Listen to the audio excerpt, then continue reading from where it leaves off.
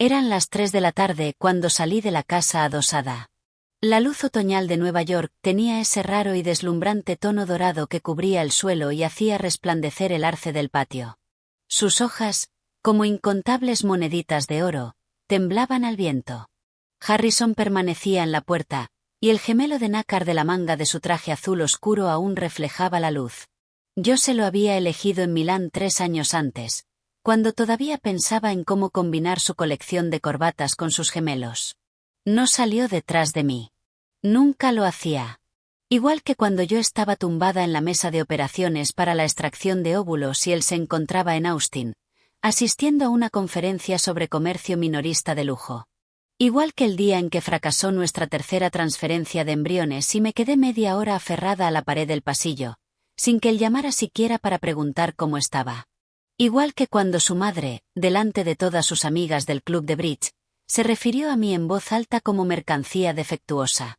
Él se limitó a bajar la cabeza y seguir cenando, sin detener ni un instante los cubiertos. Arrastré mi maleta de unos 71 centímetros, cuyas ruedas crujían sobre las pocas briznas de hierba seca que asomaban por las grietas de las losas. Al acercarme a la verja, distinguí a alguien detrás del arbusto de lilas, a mi derecha. Llevaba un vestido holgado de punto azul oscuro y su vientre ya estaba visiblemente redondeado. Sofía tenía una mano apoyada en la zona lumbar y la otra, de manera inconsciente, sobre el abdomen. Su rostro joven, bajo la luz de la tarde, estaba tan pálido que parecía casi translúcido. Ella me miró y yo le devolví la mirada. En sus ojos había una mezcla compleja de emociones, algo parecido al triunfo, aunque no del todo. También un atisbo de cautela y un destello de pánico apenas disimulado. No me detuve ni dije nada. Cuando abrí la puerta del coche, la voz de Harrison llegó desde unos 11 metros detrás de mí, lenta y cálida. Confirmaré con finanzas lo del cheque. Deberías verlo reflejado en tu cuenta antes de que termine el día. Me incliné, me acomodé en el asiento del conductor y cerré la puerta. El sonido del motor al arrancar ahogó cualquier otra cosa que pudiera haber dicho. En el retrovisor, la casa adosada en la que había vivido durante 6 años se fue haciendo cada vez más pequeña, hasta que doblé la esquina y desapareció por completo. El coche era un Porsche blanco, un regalo suyo por nuestro 10º aniversario de boda, el año anterior. El cuentakilómetros marcaba poco más de 1930 kilómetros. A partir del 2.º año de matrimonio, apenas había salido de casa. Su negocio crecía cada vez más y sus cenas de trabajo se volvían cada vez más frecuentes. Yo me quedaba en casa para cuidar de su madre, cada día más exigente, administrar la vivienda de unos 743 metros cuadrados y soportar las interminables preguntas de los parientes sobre cuándo íbamos a tener un hijo. Era como un objeto decorativo colocado en el lugar más visible del salón de la familia Harrison. Pulido, presentable y, a ser posible, con capacidad reproductiva. Por desgracia, no había logrado cumplir ese último indicador de rendimiento. El tráfico en la autopista BQE estaba sorprendentemente fluido. Encendí la radio. Fleetwood Mac cantaba que había tenido miedo de cambiar porque había construido su vida alrededor de alguien. Alargué la mano y la apagué. 11 años, de los 23 a los 34. Había empaquetado los mejores años de mi vida y los había guardado en un solo lugar. Ahora el plazo había terminado. Era hora de recuperarlos. El teléfono, sobre el asiento del copiloto, vibró varias veces. No necesitaba mirar para saber quién era. Probablemente Harrison por fin había comprendido lo rápido que había firmado los papeles. O quizás su madre lo había llamado para presionarlo. O tal vez simplemente no estaba acostumbrado a que una mujer que había sido sumisa durante 11 años se marchara de repente sin derramar una sola lágrima. Antes de apagar el teléfono, le envié un último mensaje. Solo 3 frases. Le dije que la tercera transferencia en realidad había funcionado, pero que el índice de fragmentación del ADN de su esperma era demasiado alto y el embrión había dejado de desarrollarse a las 8 semanas. Le dije que el médico había explicado que, incluso si el embarazo hubiera llegado a término, era probable que el niño hubiera sufrido problemas de salud. Le dije que su madre jamás me habría permitido dar a luz a ese bebé y que él no se habría puesto de mi lado. Mi última frase fue: En cuanto a los 50 millones de dólares, considéralos una deuda con nuestro hijo. Sin duda vio el mensaje. Antes de que el avión despegara, tenía 37 llamadas perdidas en el teléfono, todas del mismo número. Los mensajes llegaron uno tras otro, pasando de la conmoción al derrumbe y después a la incoherencia, hasta saturar la barra de notificaciones. El último, enviado después de la 1 de la madrugada, solo tenía 3 palabras. Annie, me duele. Apagué el teléfono. ¿Te duele? Harrison, cuando estabas en la cama con aquella chica joven, disfrutando de su juventud y vitalidad, ¿pensaste alguna vez en si a mí me dolía? Mientras firmabas contratos en la suite de tu hotel de Austin, yo estaba en el pasillo de un hospital, apenas capaz de mantenerme en pie, aferrada a la pared para sostenerme. Una enfermera me dio un vaso de agua helada y me dijo que tenía la cara demasiado pálida, que debía esperar a que viniera algún familiar a recogerme. Le dije que en aquel momento no tenía familia. Seguía siendo mi esposo ante la ley, pero nunca fuiste mi familia. El avión aterrizó en el aeropuerto Charles de Gaulle a las 8:40 de la noche, hora de París. Las luces eran de un blanco estéril y penetrante. La fila de inmigración era larga, y el aire estaba lleno de una mezcla de idiomas distintos, café y desinfectante. Arrastré la maleta hacia la salida e inmediatamente distinguí a Julian entre la multitud. Llevaba un abrigo largo gris oscuro y la misma bufanda de cachemira azul intenso que yo había usado aquel invierno. Sostenía una hoja de tamaño A4 en la que había escrito 2 palabras.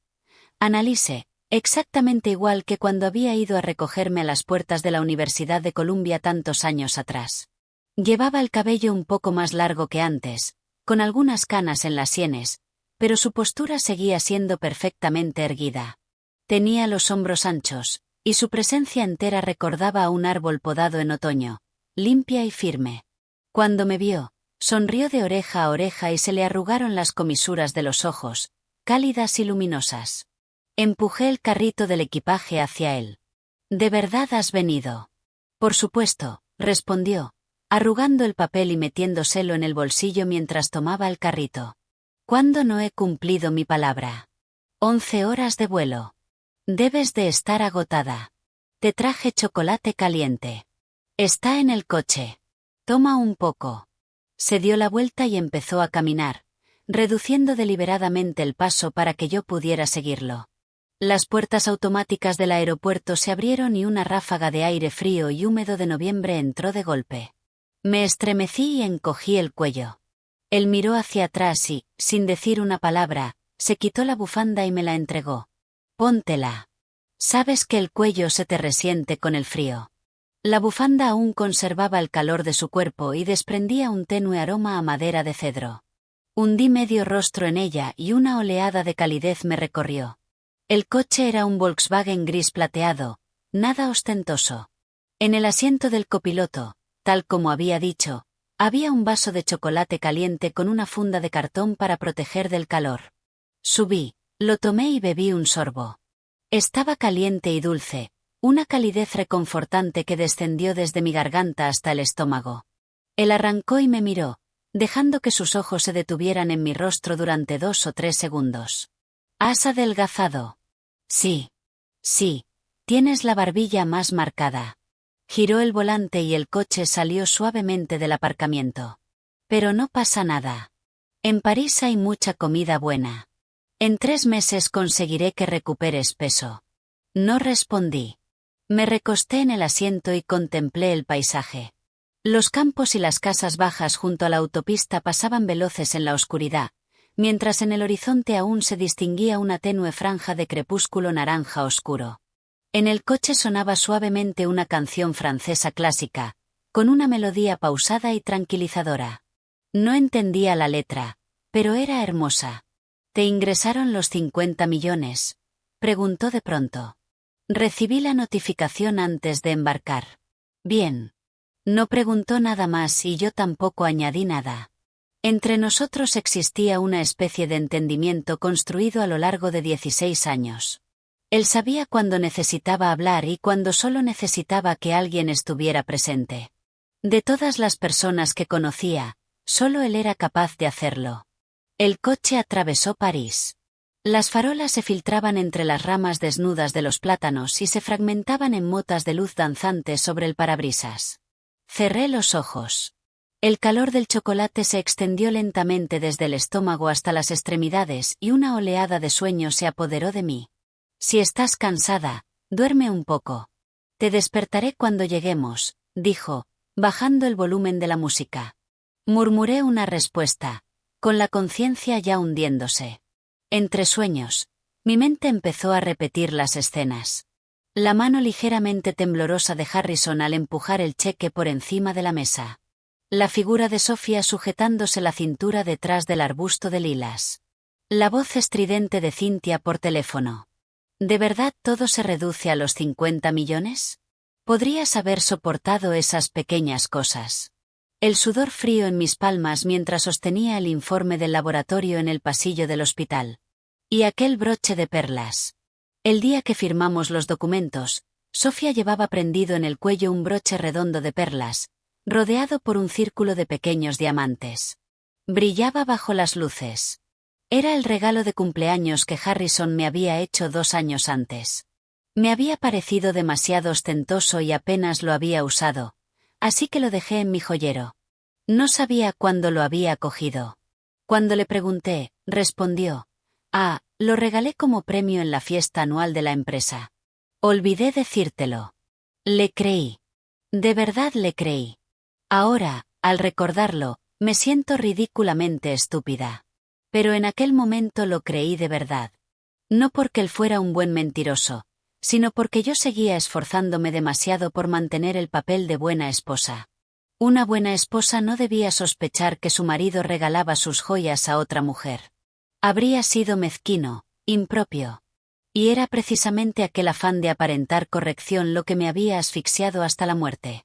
Ya hemos llegado. El coche estaba aparcado frente a un edificio de apartamentos de estilo residencial, con la típica arquitectura parisina de fachadas de piedra caliza clara y balcones negros de hierro forjado. La farola proyectaba sobre la pared las sombras de los plátanos, que se balanceaban suavemente. Era precioso. Julian me ayudó con el equipaje y me enseñó el apartamento. Tenía un dormitorio y no era grande, pero el suelo de madera crujía ligeramente bajo los pies. En la cocina ya había dejado leche, huevos, pan y pasta. Incluso había verduras y fruta frescas en el frigorífico. La ventana del salón daba a una pequeña calle tranquila. La panadería y la floristería de abajo estaban cerradas, pero sus escaparates seguían iluminados por una cálida luz amarilla. El interruptor del calentador está en la pared derecha del baño. Para ducharte, enciéndelo unos 10 minutos antes. Dejó la maleta junto a la puerta del dormitorio y se volvió hacia mí. Si necesitas algo más, dímelo. Julian, dije, apoyada en el marco de la puerta. Te estás portando demasiado bien conmigo. ¿No temes que empiece a depender de ti? Se quedó quieto un instante y luego se rió. Por favor, hazlo. Llevo 16 años esperando este día. Sus palabras sonaron medio en broma y medio en serio, y no supe qué responder. El silencio se instaló durante unos segundos. Se aclaró la garganta y cambió de tema. Me dio algunas instrucciones más y después sacó un juego de llaves del bolsillo y lo dejó sobre el mueble de la entrada. Una de ellas era una copia de la llave de su propio apartamento, explicó, por si acaso. Después de que se marchara, el apartamento quedó sumido en un silencio intenso. Me quedé en medio del salón observándolo todo. Techo desconocido, muebles desconocidos, olores desconocidos. La luz de la farola proyectaba en el suelo un pequeño rectángulo amarillo y cálido. Abrí la maleta y colgué la ropa en el armario, prenda por prenda. No había traído mucho, así que terminé enseguida. Después de asearme, me miré en el espejo del baño. De verdad había adelgazado. Se me marcaban las clavículas.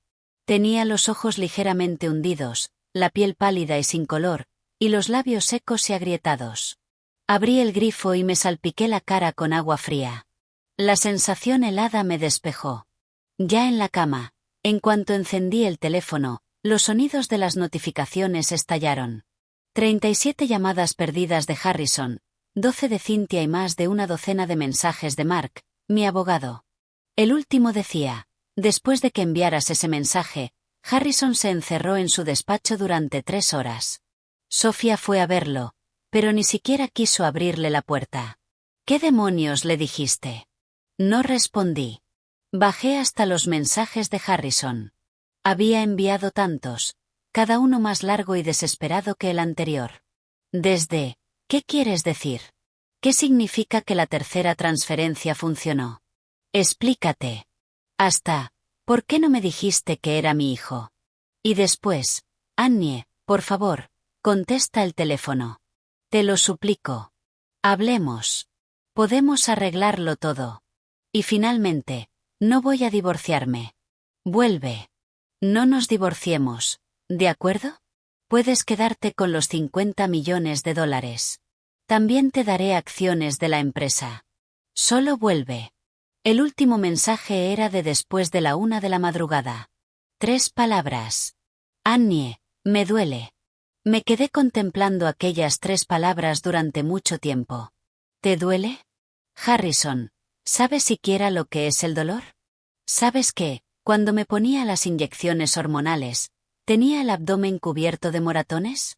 Que cada mañana debía plantarme frente al espejo e inyectarme yo sola, con las manos temblando tanto que apenas podía sostener la jeringa? Que, cuando por fin conseguía clavar la aguja, el dolor al introducir el medicamento hacía que se me contrajera todo el muslo? ¿Sabes que, después de la extracción de óvulos, cuando desapareció el efecto de la anestesia, tenía tanto dolor que vomitaba y era completamente incapaz de levantarme de la mesa de operaciones? Una enfermera me preguntó, ¿dónde está su familia? Le dije que mi marido estaba de viaje de negocios. ¿Sabes qué? Cuando fracasó la tercera transferencia, me senté en el pasillo del hospital y una madre recién estrenada pasó frente a mí con su bebé en brazos. El bebé lloró una vez. Mis lágrimas empezaron a caer y ya no pude detenerlas. Me quedé allí sentada, llorando casi 1 hora, sin que nadie reparara en mí. No lo sabes. No quieres saber nada de eso. Dejé el teléfono boca abajo sobre la mesita de noche y me di la vuelta. La noche parisina era profunda y oscura al otro lado de la ventana. A lo lejos, apenas se oían las campanadas de una iglesia. 1, 2, 3. Cerré los ojos y 2 lágrimas silenciosas y frías se deslizaron hasta mis oídos. La segunda semana empecé a salir. Me despertaba de forma natural, tostaba 2 rebanadas de pan, preparaba una taza de café y me sentaba junto a la ventana para observar cómo la pequeña calle cobraba vida poco a poco. La dueña de la panadería levantaba ruidosamente la persiana metálica y colocaba baguetes recién hechas en el escaparate.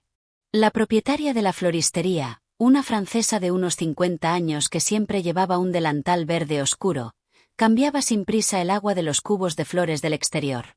Un repartidor en triciclo cruzaba los adoquines haciendo sonar el timbre mientras tarareaba una melodía desafinada.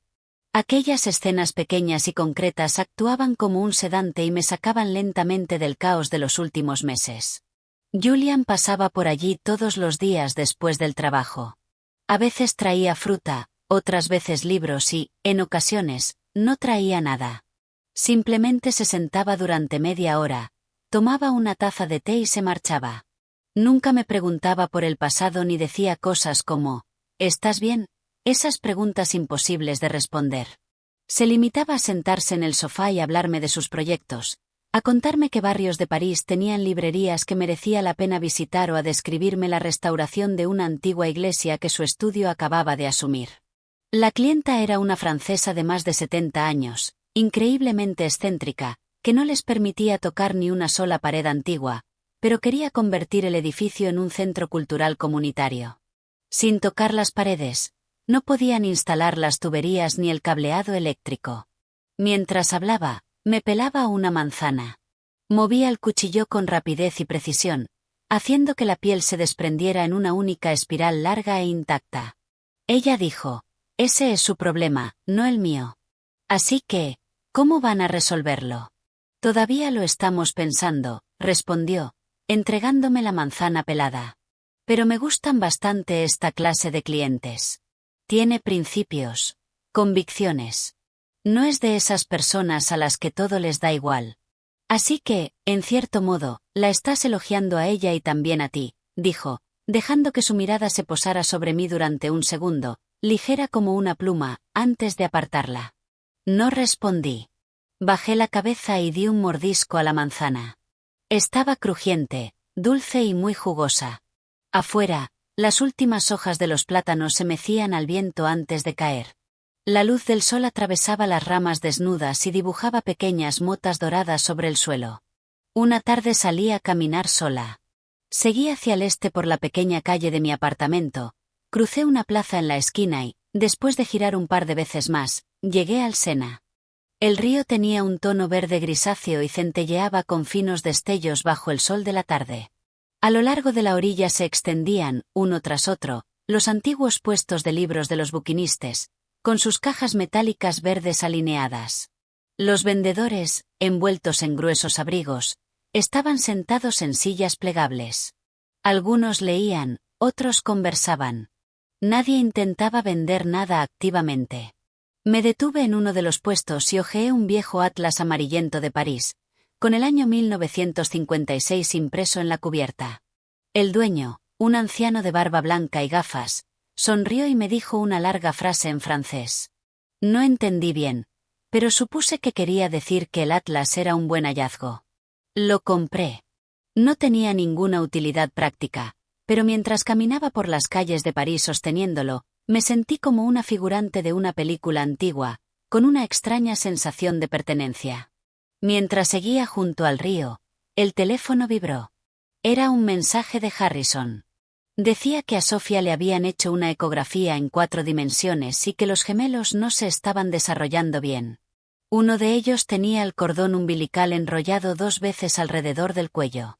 Él estaba en el hospital y, de pronto, había recordado lo que yo le había contado. Me preguntó si también había sido así para mí, cuando acudía sola a las revisiones. No respondí. Me escribía todos los días. A veces eran confesiones largas y desordenadas, otras veces saludos breves, y en ocasiones, solo una fotografía. El salón de la casa, el despacho, el arbusto de lilas del patio trasero, acompañado de una frase: hoy volví a la casa. Tu aroma está por todas partes.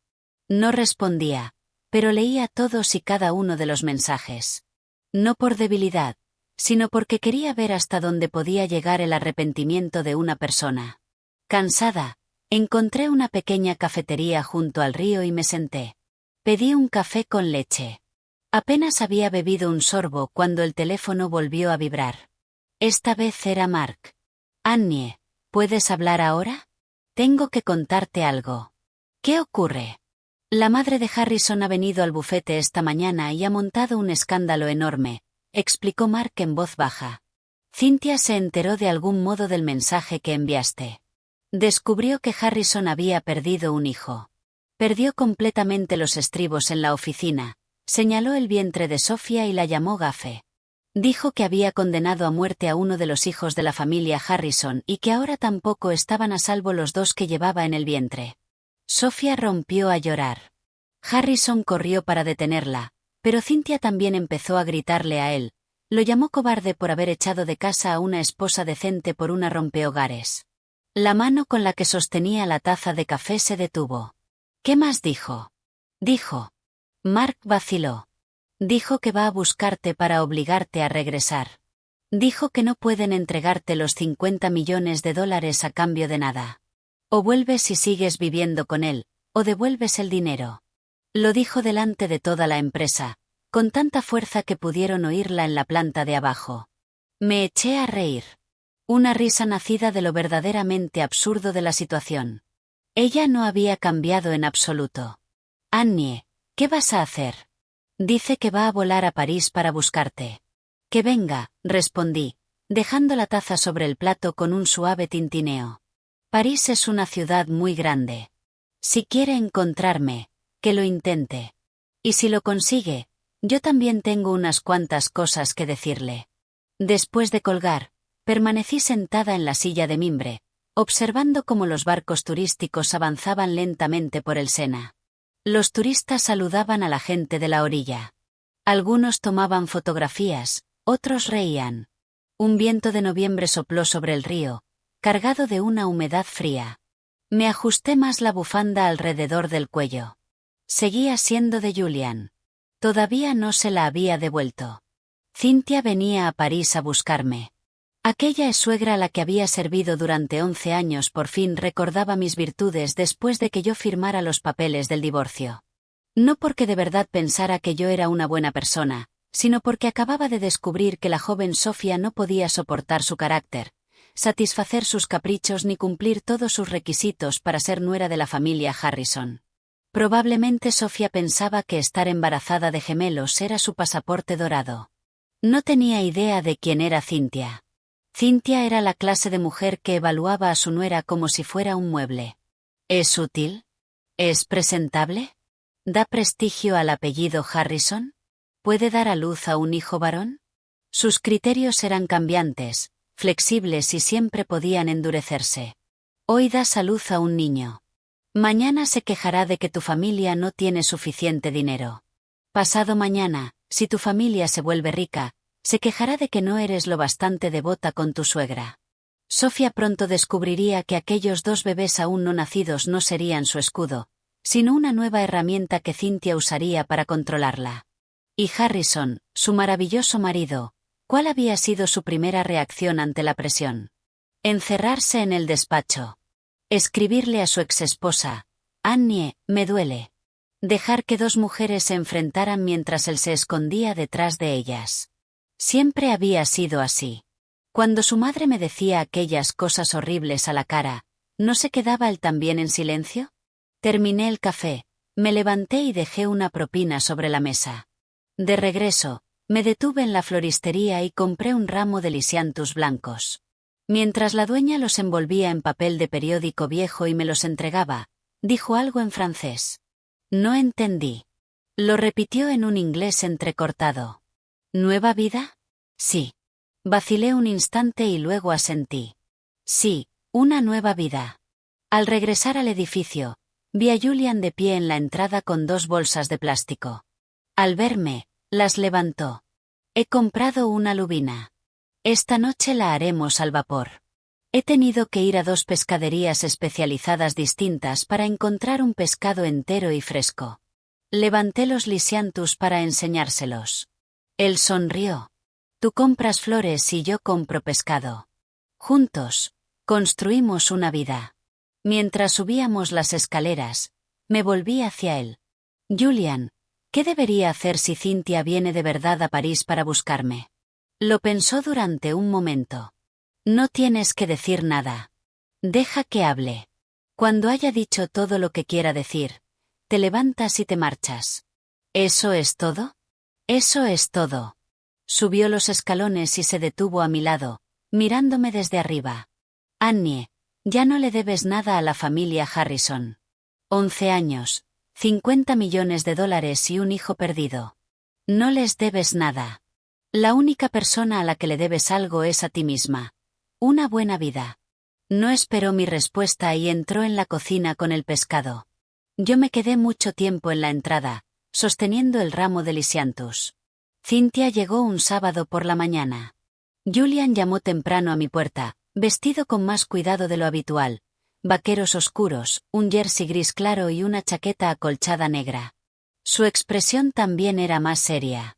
Está aquí. Acabo de ir a comprar café y he visto un taxi detenerse frente a la entrada. Bajó una mujer mayor con un abrigo rojo y tomó varias fotografías del exterior del edificio. ¿Un abrigo rojo? Era su color favorito. Decía que hacía que una pareciera adinerada. ¿Quieres que baje contigo? No, respondí, levantándome y recogiéndome el cabello en una coleta pulcra. Esto es entre ella y yo. Entonces estaré en la cafetería de enfrente, dijo Julian, expresándolo de una manera que no me permitía negarme. Cuando termines de hablar, solo hazme una seña. Abrí la puerta del edificio y vi a Cynthia al otro lado de la calle, fotografiando la fachada con el teléfono. Efectivamente, llevaba el abrigo rojo, combinado con unas botas negras hasta las rodillas. Tenía el cabello recién teñido, de un castaño oscuro con reflejos burdeos. Parecía llena de energía. Si no la conocieras, Pensarías que era una mujer de mediana edad elegante y muy bien cuidada. Me vio, bajó el teléfono y me sonrió desde el otro lado de la calle. Era una sonrisa compleja, zalamera e incómoda, con un matiz de hostilidad contenida. La expresión de alguien obligado a inclinarse ante una persona a la que despreciaba, con el orgullo herido, pero sin más remedio que soportarlo. Annie, canturreó mientras cruzaba la calle con pasos cortos y apresurados, extendiendo las manos para tomar las mías. Niña, ¿cómo pudiste marcharte así sin más? Mamá te ha estado buscando por todas partes.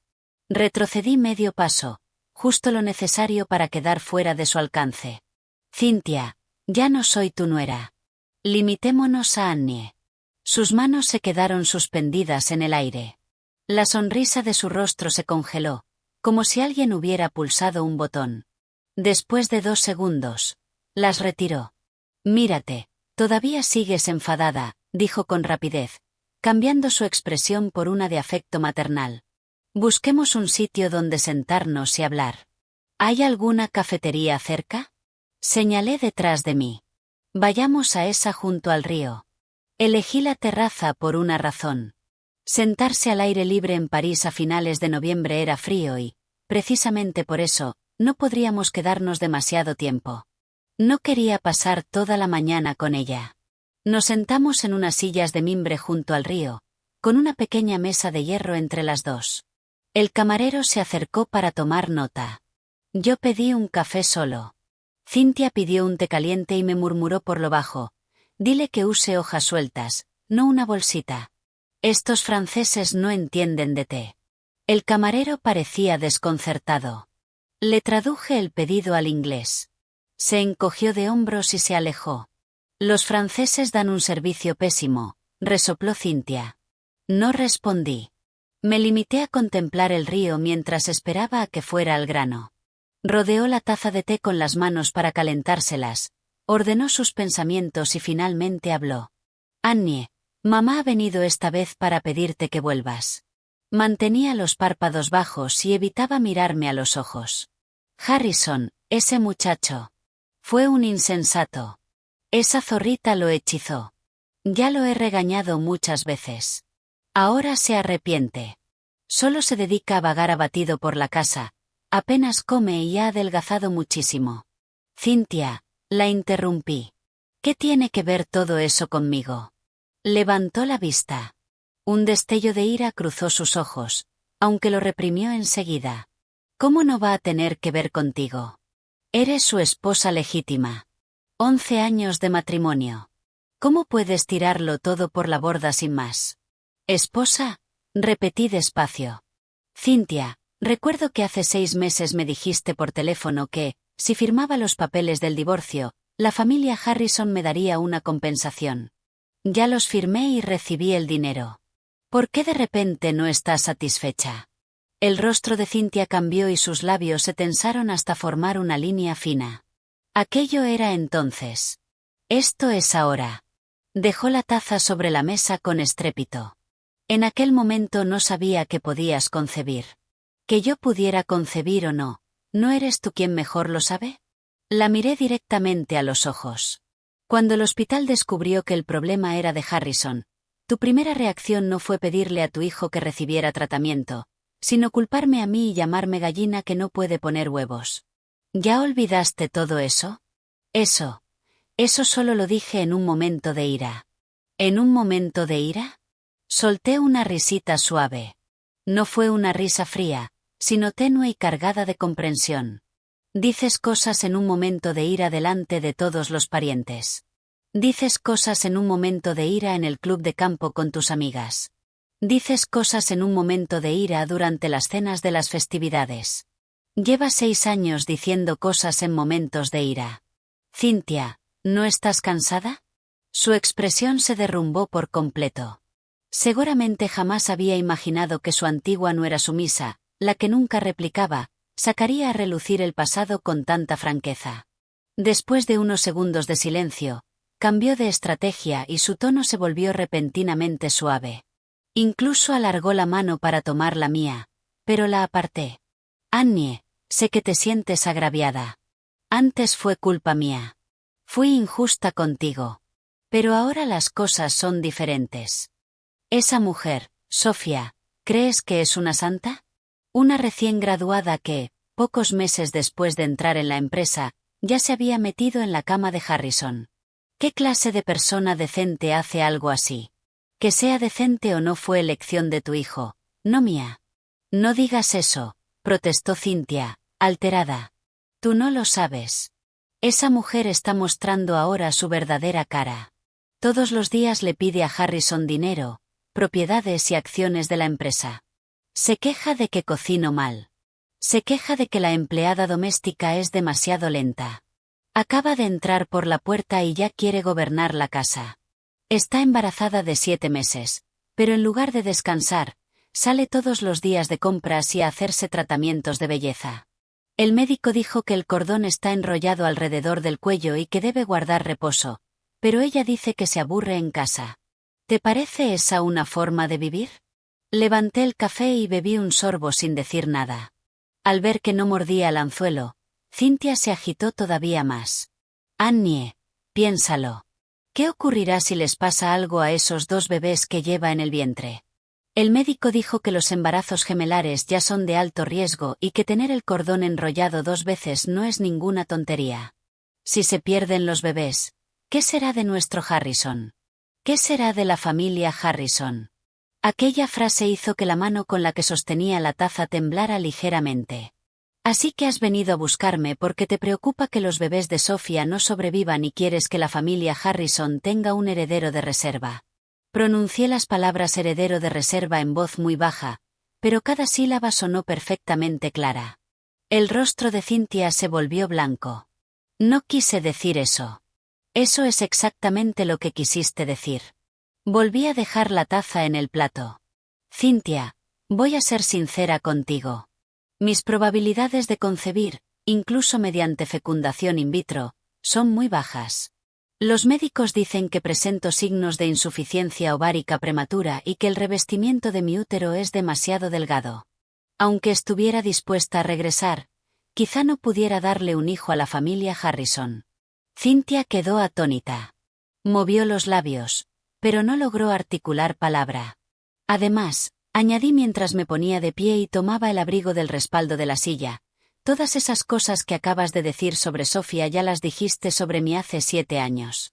Solo que entonces la familia de Annalise quebró. No es lo bastante buena para nuestro Harrison. Cynthia, ¿de verdad crees que, con solo cambiar de nuera, no acabarás diciendo exactamente lo mismo? Me miró boquiabierta mientras los últimos restos de su débil sonrisa se desmoronaban.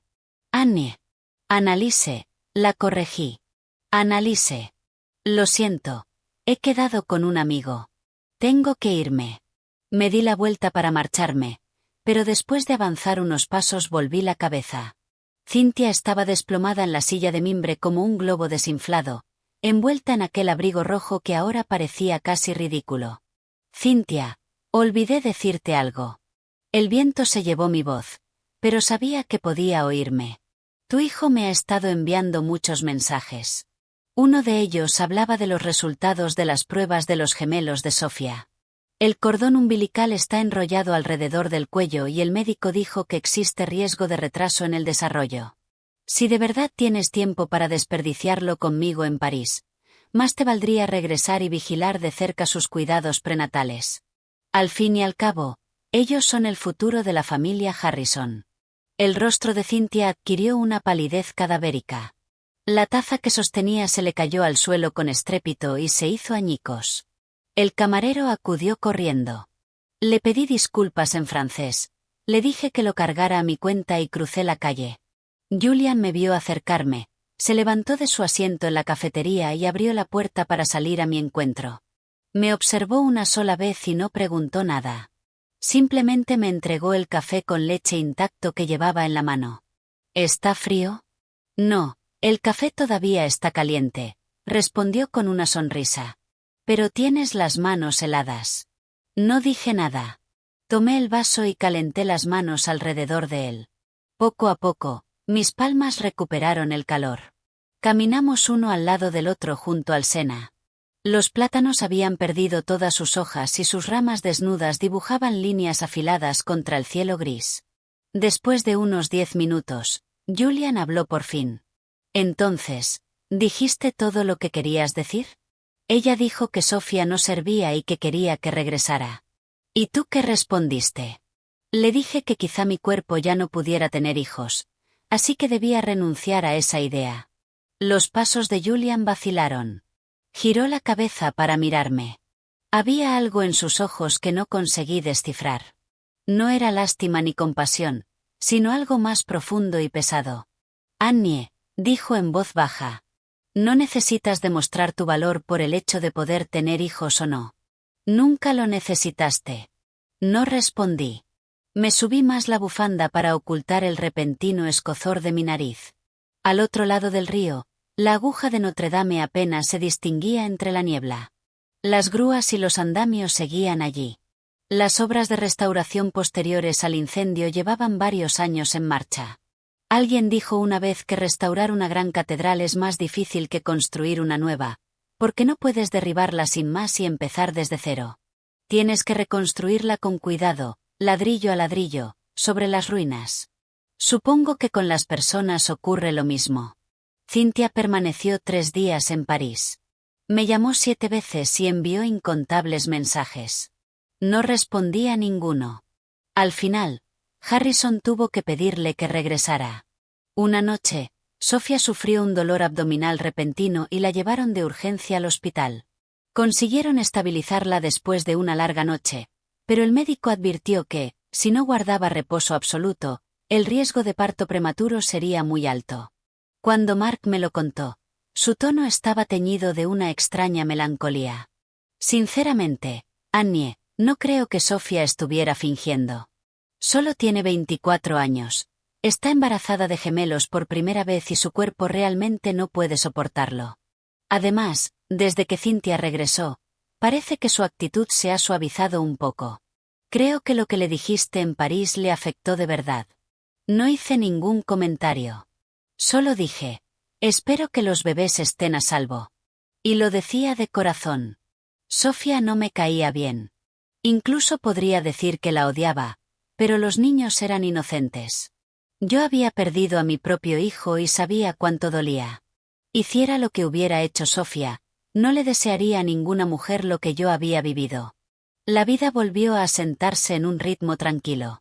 Julian pasaba después del trabajo, a veces con una caja de macarons por los que algún compañero había hecho cola en una pastelería famosa. Otras veces traía 2 películas para que las viéramos durante el fin de semana. A veces no llevaba nada. Solo venía, se sentaba un rato, tomaba té y se marchaba. Su presencia era como una lámpara cálida en una noche parisina de invierno. No deslumbraba, pero saber que estaba allí transmitía una sensación de paz. El primer fin de semana de diciembre fui al apartamento de Julian. Llevaba más de una década viviendo en París. Tenía 2 dormitorios y había convertido uno de ellos en despacho. 3 paredes estaban cubiertas por estanterías repletas de libros. Sobre el escritorio había planos y bocetos, y la pantalla del ordenador mostraba un modelo tridimensional del interior de una antigua iglesia. Este es el proyecto de la anciana excéntrica, dijo. Me quedé en la puerta sin entrar. Julian apartó del sofá una pila de libros para hacerme sitio. Entra, siéntate. No seas tímida. No suelo recibir visitas, así que está un poco desordenado. Sin embargo, estaba limpio.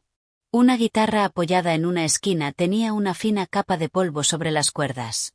En la mesa de centro había media taza de café frío y un sándwich a medio comer.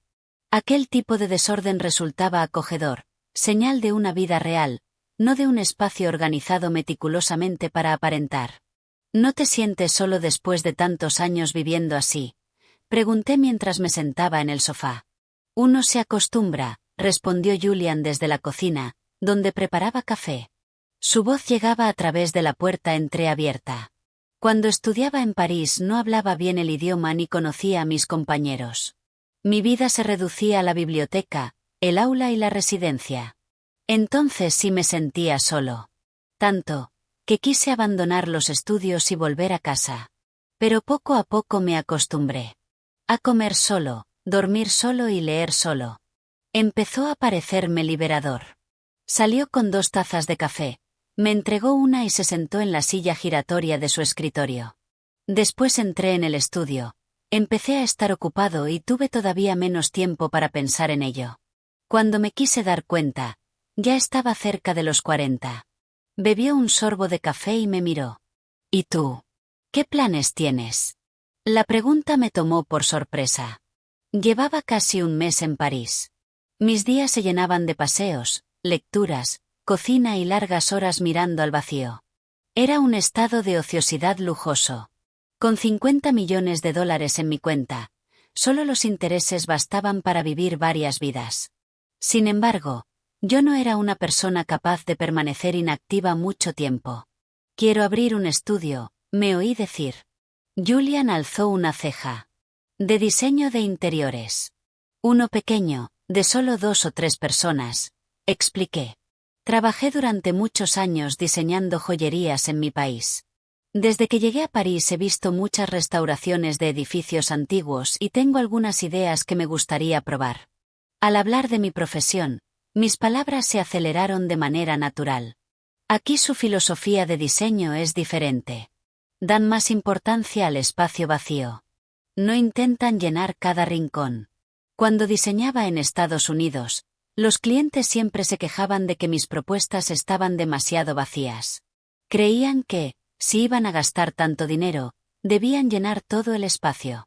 Pero los espacios, igual que las personas, necesitan sitio para respirar. Julian me observó mientras una sonrisa profunda se dibujaba en sus labios. ¿De qué te ríes? Por fin estás volviendo a la vida, respondió, dejando la taza sobre el escritorio. ¿Sabes?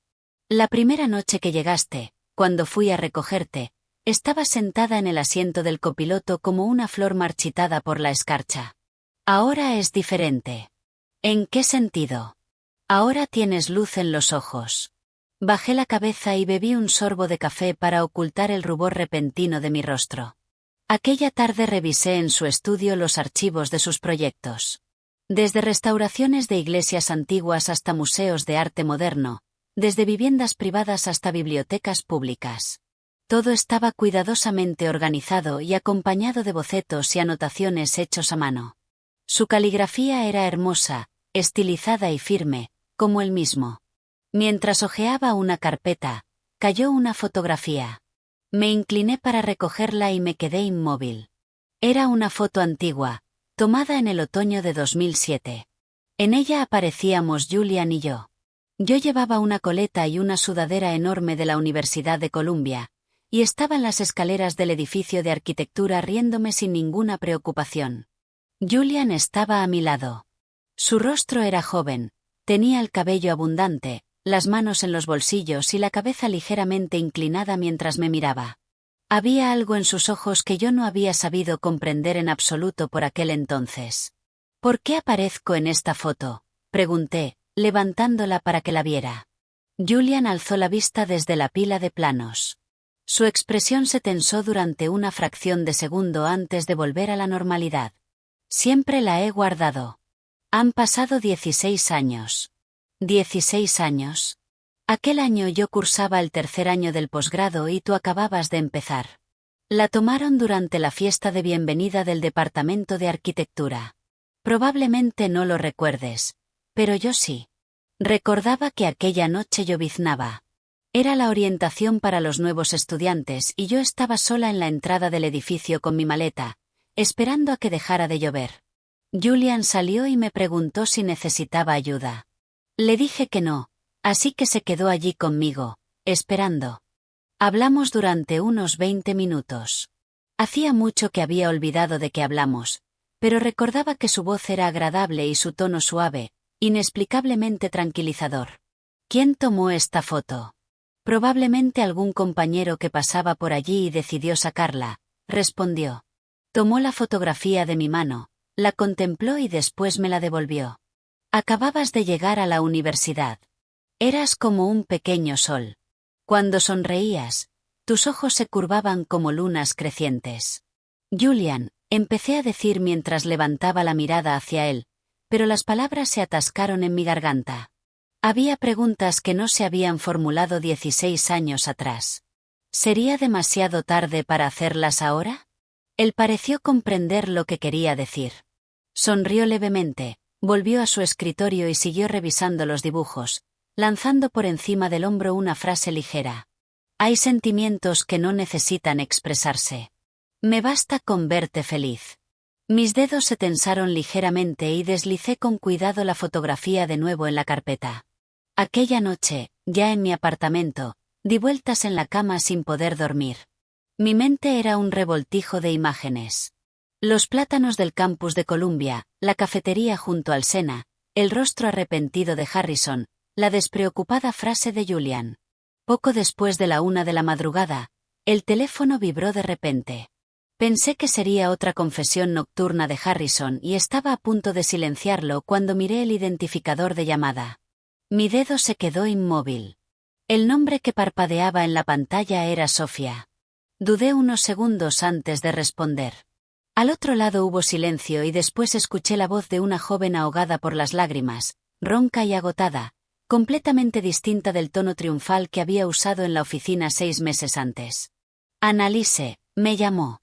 Annalise, no Annie ni señora Sue. Annalise, siento molestarte tan tarde. ¿Qué ocurre? Hubo otro silencio. La oí respirar profundamente, como si reuniera valor. Quiero hacerte una pregunta. Cuando te sometiste a la fecundación in vitro, ¿te dolió? Apreté el teléfono con más fuerza. Sí, respondí. Las inyecciones hormonales me dejaron el abdomen cubierto de moratones. La extracción de óvulos dolió tanto que vomité cuando desapareció el efecto de la anestesia. Después de la transferencia tuve que permanecer inmóvil durante 4 horas y necesitaba ayuda incluso para ir al baño. Dolió de principio a fin. Al otro lado de la línea, Sofía sollozó suavemente. El médico dijo que podría perder a uno de los bebés. Su voz se quebró de repente como un espejo al caer al suelo. El cordón está enrollado 2 veces alrededor de su cuello. No está creciendo bien y hay poco líquido amniótico. El médico dijo que, si empeora, quizá tengan que practicarme una cesárea de urgencia. Ni siquiera he llegado todavía a término. Annalise, tengo muchísimo miedo. Me apoyé contra el cabecero. La noche parisina era profunda y oscura. A lo lejos, la sirena de una ambulancia aulló, se acercó y después se desvaneció. Sofía, pronuncié su nombre con calma, sin ningún rastro de resentimiento. Lo que debes hacer ahora no es dejarte dominar por el miedo, sino escuchar al médico. Si te dice que guardes reposo, quédate en cama. No andes de un lado para otro. Un embarazo gemelar conlleva más riesgos que uno de un solo bebé y tú no puedes controlar el cordón umbilical. Cuidarte es lo más responsable que puedes hacer por tus 2 hijos. Permaneció en silencio durante mucho tiempo. ¿Tú, no me odias? Su voz era cautelosa, como la de una niña que había hecho algo malo. Odiarte. Solté una risa suave, no con amargura, sino porque la pregunta me parecía sinceramente un poco ingenua. Sofía, ¿qué crees que me arrebataste? ¿Un buen marido? ¿Un buen matrimonio? Si de verdad lo crees, entonces conoces a Harrison todavía menos que yo. Al otro lado solo se oía su respiración. No es una mala persona, continué. Pero es un hombre sin carácter. Cuando su madre me maltrataba, él no decía nada. Cuando perdí al bebé, estaba de viaje de negocios. Cuando me operaron, hizo que su asistente firmara los documentos de consentimiento. ¿Crees que pasar toda una vida con un hombre así es una bendición? Hice una pausa. Tú te subiste al mismo autobús averiado del que yo acababa de bajar. Creíste que era de primera clase, pero el chasis ya estaba completamente oxidado. Así que no te odio. Solo siento lástima por ti. Sofía empezó a llorar. No eran gritos, sino sollozos ahogados e intermitentes, como los de un animal herido que se lame las heridas en un rincón.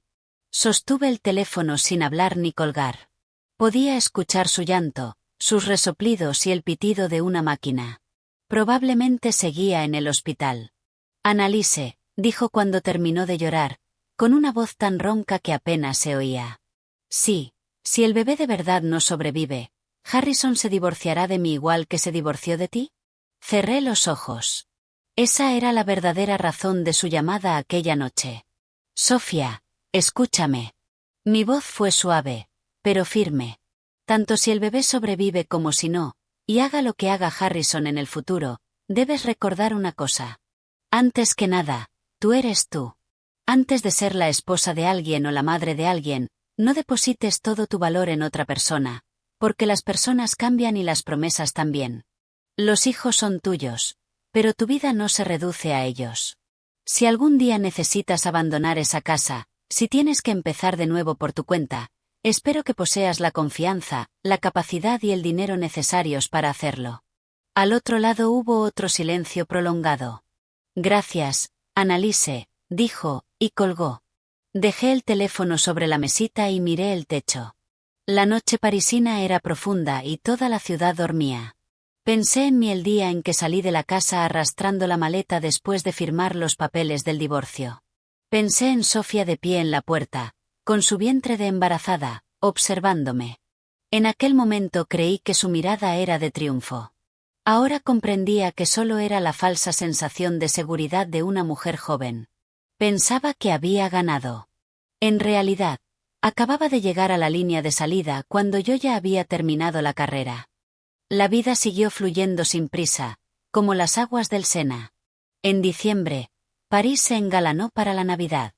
Los plátanos de los Campos Elíseos estaban envueltos en luces de colores y los escaparates de las galerías Lafayette exhibían elaboradas escenas navideñas. La gente caminaba por las calles abrigada con gruesos chaquetones y cargada de bolsas de compras de colores, con el rostro relajado por la expectación de fin de año. Toda la ciudad parecía caramelo empapado en una luz cálida, dulce y suave. La empresa de Julian cerró durante 10 días antes de Navidad. Me preguntó si quería hacer un viaje y respondí que sí. Alquilamos un coche y condujimos hacia el oeste por el Valle del Loira, visitando los antiguos castillos repartidos por el campo. Era temporada baja y apenas había turistas. Subimos y bajamos por la escalera de doble hélice de Chambord y nos quedamos en la larga galería de Chenonceau, contemplando el río Cher congelado. En una posada familiar de un pequeño pueblo cuyo nombre ni siquiera recuerdo, comimos el mejor confit de pato de nuestras vidas. Aquellos días fueron tranquilos, como un capullo suave que me envolvía con cuidado y me permitía olvidar temporalmente esa cosa llamada pasado que existía fuera de él. Pero el pasado no deja escapar a nadie con tanta facilidad. Una noche de finales de enero me despertó la vibración del teléfono. Era un mensaje de Mark. Sofía ha dado a luz. Son gemelos. Uno pesaba alrededor de 1 kilo con 870 gramos. El otro, aproximadamente 1 kilo con 400 gramos. El más pequeño estaba en la unidad de cuidados intensivos neonatals. Su estado no era bueno. Me incorporé en la cama mientras leía el mensaje, con una sensación indescriptible en el corazón. Unos minutos después, llegó otro mensaje de Mark. Harrison pasó toda la noche sentado en el pasillo del hospital. Cynthia lloraba frente al paritorio, diciendo que, de haber sabido que un embarazo gemelar era tan peligroso, nunca habría permitido que Sofía se quedara embarazada de 2 bebés. Escribí una respuesta en la pantalla y luego la borré. Al final, solo envié 4 palabras. Espero que estén a salvo. No pregunté cómo estaba Harrison ni cómo se encontraba Sofía. No era frialdad. Era la sensación de que todo aquello ya no tenía nada que ver conmigo. Ya había saldado mi vínculo con la familia Harrison con 11 años de juventud y $50 millones. Sin embargo, no pude dormir. No por Harrison, sino por aquel ser diminuto de apenas 1 kilo con 400 gramos que yacía dentro de una incubadora. Recordé mi propia ecografía a las 8 semanas, después de la tercera transferencia. El médico señaló una lucecita que parpadeaba en la pantalla y dijo, ¿ves eso? Es el latido. En aquel momento, las lágrimas empezaron a caerme. No por emoción, sino por una especie de terror inmenso e indescriptible. Una vida diminuta y frágil había echado raíces dentro de ti. Era tan pequeña, Necesitaba tanta protección y tú podías hacer tan poco. Más tarde, aquella lucecita se apagó. Incluso ahora, se me oprime el pecho al recordarlo. En Nochebuena cayó una ligera nevada sobre París. Julian llegó temprano por la mañana con varias bolsas llenas de comida. Harina, mantequilla, huevos, parmesano, aceite de oliva y vino. La encimera de la cocina quedó completamente cubierta. ¿Vas a abrir un restaurante?, pregunté, apoyada en el marco de la puerta mientras lo observaba sacar todo lo necesario para preparar pasta. Se remangó, dejando al descubierto unos antebrazos fuertes. Es Nochebuena. Este año mis padres están con mi hermana, así que estoy solo. Tú también estás sola. Pasar las fiestas sin nadie es demasiado triste.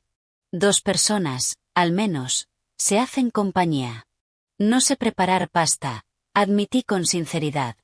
En la casa de los Harrison, las comidas festivas siempre las preparaba el personal.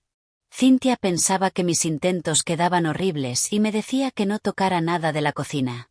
Yo te enseñaré, dijo Julian mientras sacaba un delantal de una bolsa. Tenía impreso el rostro de la Mona Lisa, con su misteriosa sonrisa. En él resultaba absurdamente cómico. ¿De dónde has sacado ese delantal? De las rebajas de la tienda de regalos del Louvre. 5 euros, respondió con total seriedad. La Mona Lisa me observa mientras cocino. No dice nada, pero su sonrisa resulta muy alentadora.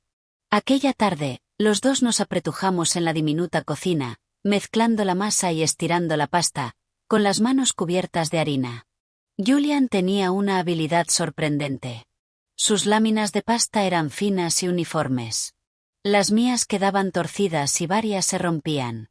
Estas que has hecho tendrás que comértelas tú después, dijo Julian mientras levantaba una de mis deformes creaciones para examinarla. Esta se parece un poco a algo que pintaría Picasso. Deja de burlarte de mí. Hablo en serio. Picasso era un maestro del arte abstracto. Me eché a reír y alargué una mano llena de harina para tocarle la cara. Él se apartó y se golpeó la nuca contra la campana extractora. Hizo una mueca de dolor, pero siguió riéndose. La cocina era pequeña. Estábamos apiñados, chocándonos los brazos y esparciendo harina por todas partes. Las encimeras, los delantales y las baldosas del suelo quedaron cubiertos por una fina capa de polvo blanco. Afuera, la nieve caía cada vez con más intensidad y cubría poco a poco los tejados de París. Dentro, la calefacción estaba encendida y el agua de la olla burbujeaba alegremente sobre el fuego. La cocina se llenó del aroma mezclado de la masa y la salsa. Antes pensaba que las fiestas debían consistir en una gran familia reunida alrededor de una mesa, rodeada de ruido y formalidades, con el sentido de la ocasión llevado al máximo. Sin embargo, las cenas festivas de los Harrison siempre eran un suplicio. Cynthia aprovechaba la comida para criticar la vida reciente de todos. Cuánto dinero habían ganado, qué ascensos habían conseguido y si ya habían tenido hijos. Antes de que circulara el primer plato, la conversación ya habría saltado de las acciones bursátiles a los distritos escolares. Me senté a aquella mesa durante 11 años y cada uno de ellos me sentí como si estuviera sobre alfileres. Resultaba que preparar tranquilamente una cena para 2 también podía ser una forma maravillosa de celebrar las fiestas. Mientras se cocía la pasta, Julian abrió una botella de vino y sirvió 2 copas. Nos sentamos en el suelo del salón, apoyados contra el sofá, con una mesita delante y platos humeantes de pasta acompañados de algunas guarniciones. En la televisión emitían una maratón de películas clásicas de Navidad. Por nosotros, dijo, alzando la copa. ¿Por qué exactamente? Por la señorita Annalise Sue. Que el nuevo año te traiga paz, libertad y la oportunidad de hacer lo que amas. Eso suena demasiado formal. De acuerdo, probemos con otro. Reflexionó un instante. Por la señorita Annalise Sue. Que este año convierta los 50 millones de Harrison en 500 millones. Me reí y choqué mi copa contra la suya. El sonido fue limpio y cristalino. El vino era suave, pero tenía fuerza. Hablamos de muchas cosas, desde anécdotas vergonzosas de la universidad hasta nuestras respectivas carreras, desde la arquitectura francesa hasta el sector del diseño en Estados Unidos, y desde el diseño, volvimos a la vida. A la tercera copa, Julian estaba visiblemente más hablador, y el rubor se había extendido desde sus pómulos hasta las orejas. Annie, tengo que contarte algo, dijo de repente, volviéndose hacia mí con unos ojos más brillantes de lo que deberían estar los de alguien que había estado bebiendo. Adelante. El día que te casaste, en realidad estuve allí. La mano con la que sostenía la copa se quedó suspendida en el aire. El 20 de mayo de 2013. Tu boda en Nueva York. Casualmente, había vuelto al país por un viaje de negocios cerca del hotel donde se celebraba. Me quedé unos 10 minutos en la entrada. No entré. Su voz era tranquila, como si hablara de algo que no tuviera nada que ver con él. Te vi con tu vestido de novia blanco, recibiendo a los invitados en la entrada del salón. Estabas preciosa. Permanecí al otro lado de la puerta giratoria, observándote durante mucho tiempo a través del cristal. Después llegó una oleada de invitados y me marché. No dije nada. Seguía sosteniendo la copa en el aire y el vino temblaba ligeramente en su interior. En aquel momento pensé, ¿qué demonios había hecho ese tal Harrison para merecerte? Soltó una risa tenue y amarga. Durante unos años después de aquello, de vez en cuando le preguntaba a Mark por ti. Él decía que estabas bien y yo me quedaba tranquilo. Después dejó de hablar mucho del tema y comprendí que ya no estabas bien. Julian. Déjame terminar, dijo, dejando la copa sobre la mesa y bajando la mirada, con las manos entrelazadas. No te cuento esto para presionarte. Solo quería que supieras que, elijas lo que elijas y hagas lo que hagas en el futuro, ya sea en París, en Estados Unidos o en cualquier otro lugar, lo que menos lamento en mi vida es haberte esperado aquel día a las puertas de Columbia. La habitación quedó en silencio. Incluso la película de la televisión pareció detenerse en un momento dramático. Un actor tenía la boca abierta, como si fuera a pronunciar las palabras que yo no era capaz de decir. Afuera, la nieve de París seguía cayendo en remolinos blancos. Giré la cabeza para observar el perfil de Julian. Tenía 37 años. Algunas canas asomaban en sus sienes y finas arrugas rodeaban sus ojos, pero aquellos ojos seguían siendo tan amables y claros como 16 años atrás, cuando lo vi por primera vez, llenos de una certeza serena y sin prisas. Tú. Mi propia voz sonó un poco ronca. ¿Por qué no dijiste nada antes? No habría servido de nada, respondió, mirándome con una leve curva en los labios. En aquella época solo tenías ojos para Harrison. Aunque hubiera dicho algo, únicamente habría vuelto la situación incómoda para una persona más. Después te casaste, así que desde luego no iba a decir nada. ¿Y ahora? Inclinó la cabeza y su expresión se volvió más seria. No te lo digo para obtener una respuesta. Solo siento que, si no digo ciertas cosas ahora, quizá tenga que esperar otros 16 años. Para entonces tendré más de 50, el pelo completamente canoso o quizá incluso estaré calvo. No quedaría muy bien decírtelo entonces. Su tono me hizo querer reír, pero no pude. Algo suave presionaba un rincón de mi corazón, provocándome un dolor agradable.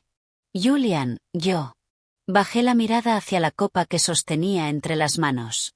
Solo han pasado unos meses desde mi divorcio. Todavía tengo un montón de asuntos que resolver. Mi exmarido me envía mensajes de arrepentimiento todos los días. Mi exsuegra le cuenta a todo el mundo que estafé a la familia y les quité 50 millones de dólares. La nueva esposa de mi exmarido pasa las noches vigilando una incubadora. Mi vida es un completo desastre. Quizá no quieras verte arrastrado a todo esto. Decidir si merece la pena o no me corresponde a mí. Su voz fue suave, pero segura. Y tu vida no es un desastre. Lo único que ocurre es que por fin se ha deshecho el nudo equivocado y ahora estás empezando a formar uno nuevo. Cuando Julian se marchó aquella noche, la nieve había dejado de caer y bajo las farolas se extendía una fina capa blanca y plateada. Se quedó en la entrada de mi edificio mientras volvía a anudarse la bufanda, aquella misma de cachemir azul intenso que yo había lavado y devuelto unos días antes. «Feliz Año Nuevo, Annie», dijo, volviéndose para saludarme con la mano. «Feliz Año Nuevo, Julian». Avanzó unos pasos y volvió a girarse. Ah, y mañana es año nuevo. Deberíamos comer algo especial. Vendré por la mañana para preparar un almuerzo tardío. No te quedes dormida. Después se dio la vuelta y se alejó. Sus huellas dejaron un rastro en la nieve que conducía al edificio de al lado. Cerré la puerta y me apoyé contra ella, con el corazón latiéndome en los oídos. Me toqué la cara. Estaba ardiendo. Cogí el teléfono y volví a encontrar decenas de mensajes sin leer. Harrison había enviado uno muy largo. Contaba que los bebés prematuros de Sofía no evolucionaban bien. El más pequeño tenía los pulmones poco desarrollados y estaba conectado a un respirador. El médico había dicho que tendría que permanecer durante meses en la unidad de cuidados intensivos neonatals. Cynthia pasaba los días en casa culpando a Sofía por no haberse cuidado durante el embarazo. Sofía sufría depresión posparto y ya había sufrido varias crisis de llanto. Toda la familia Harrison estaba sumida en el caos. Decía que estaba a punto de derrumbarse. Annie, te echo de menos, decía la última frase. Pienso en ello todos los días. Si en aquel entonces te hubiera cuidado más, si hubiera estado más de tu lado, ¿habríamos evitado llegar hasta aquí? Lo leí palabra por palabra y después escribí una respuesta. Harrison, ahora tienes 2 hijos recién nacidos, una esposa con depresión posparto y una madre controladora. Lo que necesitas no es echarme de menos, sino asumir tu responsabilidad. Si te queda algo de dignidad como hombre, concentra tu energía en esos 2 niños que están en el hospital. Les deseo una pronta recuperación. Después de enviarlo, apagué el teléfono. La nieve caía con más fuerza en el exterior, cubriendo todo París y sumiéndolo en el sueño. A lo lejos, apenas pude oír las campanadas de una iglesia marcando las 12. Había llegado el nuevo año. Cuando llegó la primavera, alquilé un pequeño local a pie de calle en el Marais. Tenía 50 metros cuadrados y antes había sido un taller artesanal de artículos de cuero. Los propietarios eran un matrimonio francés jubilado, muy amable. Al enterarse de que iba a abrir un estudio de diseño de interiores, me ofrecieron un alquiler razonable. Julian me ayudó a redibujar los planos y encontró un equipo de construcción de confianza para renovar las instalaciones de fontanería y electricidad. También pasó los fines de semana en la obra, vestido con pantalones de trabajo, ayudándome a pintar las paredes y sudando abundantemente. A mediados de marzo colocamos el letrero de Aqua Studio. Fondo negro, letras blancas, minimalista. Quedaba sorprendentemente bien contra la piedra caliza beige del antiguo edificio haussmanniano. No hubo una gran inauguración. Julian llevó una planta en maceta. La dueña de la floristería de al lado trajo un ramo de tulipanes blancos y la propietaria de la panadería me regaló una bolsa de croissants recién hechos mientras decía: «Bienvenida, nueva vecina». Mi primer cliente llegó recomendado por Julian. Era un colega francés de su estudio que quería reformar una casa de campo en las afueras de París. No era un proyecto grande, pero para mí significaba muchísimo. Durante los 2 meses siguientes acepté otros 3 proyectos pequeños: la reforma de un apartamento para una familia joven, el diseño interior del restaurante japonés de un amigo y una consultoría para una marca de joyería de mi país. Por casualidad, fue Sofía quien me presentó esa última oportunidad. Me escribió para contarme que la marca quería modernizar su imagen y crear un nuevo estilo unificado para todas sus tiendas del país. Me preguntó si quería preparar una propuesta. Le dije que estaba en París, que mi equipo acababa de empezar y que no podía asumir un encargo tan grande. Ella respondió que podíamos comenzar con una tienda piloto y que la supervisaría personalmente. Lo pensé y acepté. El dinero no era mucho, pero estaba tan ocupada que apenas tenía tiempo para respirar. Llegaba a casa, me dejaba caer en la cama y ni siquiera tenía tiempo de soñar. Poco a poco, descubrí que me estaba enamorando de aquel tipo de actividad. Era distinta del ajetreo en casa de los Harrison, que consistía en sobrellevar, aguantar y dar vueltas en círculo para satisfacer las expectativas de otra persona. Esta actividad consistía en crear, en construir algo propio, ladrillo a ladrillo. Era concreta y producía un eco. Una tarde de principios de abril estaba en el estudio revisando unos planos cuando sonó el teléfono. Era un número desconocido de Estados Unidos. Dudé un instante antes de responder. Disculpe, ¿hablo con la señorita Annalise Sue?, preguntó una voz masculina y educada. Soy productor del programa de televisión Segundas Oportunidades. Me llamo Lee. Somos un espacio de entrevistas centrado en la vida de las mujeres contemporáneas. En este momento estamos preparando una serie sobre las decisiones matrimoniales y el crecimiento personal femenino. Un conocido nos habló de su experiencia y creemos que encaja perfectamente con nuestro tema. Nos gustaría invitarla a regresar a Estados Unidos para una entrevista en profundidad. Dejé el lápiz y fruncí el ceño. ¿Cómo saben de mí? Un amigo del señor Harrison nos la recomendó. Por supuesto. También realizamos una investigación preliminar. Sabemos que actualmente vive en París, trabaja como diseñadora de interiores y cuenta con varios proyectos de éxito en el diseño de espacios para marcas de joyería. Todas esas experiencias son muy valiosas. Nuestro programa tiene un enfoque completamente positivo. No buscamos sensacionalismo ni chismes. Nos centramos en la reconstrucción personal de las mujeres ante los cambios matrimoniales. Gracias, pero no me siento cómoda con eso, respondí directamente. No quiero que mi vida privada se debata en público. Señorita Sue, comprendo sus preocupaciones. Sin embargo, puede investigar la reputación de nuestro programa. No somos de los que exageran las emociones ni buscan llamar la atención. La voz del productor Lee se suavizó. Nos pusimos en contacto con usted por la racionalidad y la elegancia que demostró al afrontar esta situación, algo muy distinto de cómo suelen desarrollarse casos similares. No consideramos que sea una historia de fracaso. Al contrario, la vemos como una poderosa historia de crecimiento. Déjeme pensarlo. Después de colgar, permanecí mucho tiempo junto a la ventana. En el estrecho callejón del Marais, la luz primaveral caía en diagonal sobre los adoquines. La floristería de al lado había colocado cubos de tulipanes en la entrada, rojos, amarillos y morados, todos floreciendo de manera exuberante. No sabía quién era el amigo de Harrison ni por qué me había recomendado a una cadena de televisión. Sin embargo, una de las cosas que había dicho el productor Lee me conmovió. Esta no es una historia de fracaso. Durante mucho tiempo, yo también me había considerado un fracaso. Un matrimonio fallido, un cuerpo fallido, una capacidad de concebir fallida. Tardé mucho en comprender que esas cosas no eran únicamente responsabilidad mía ni debían ser los criterios que definieran mi valor.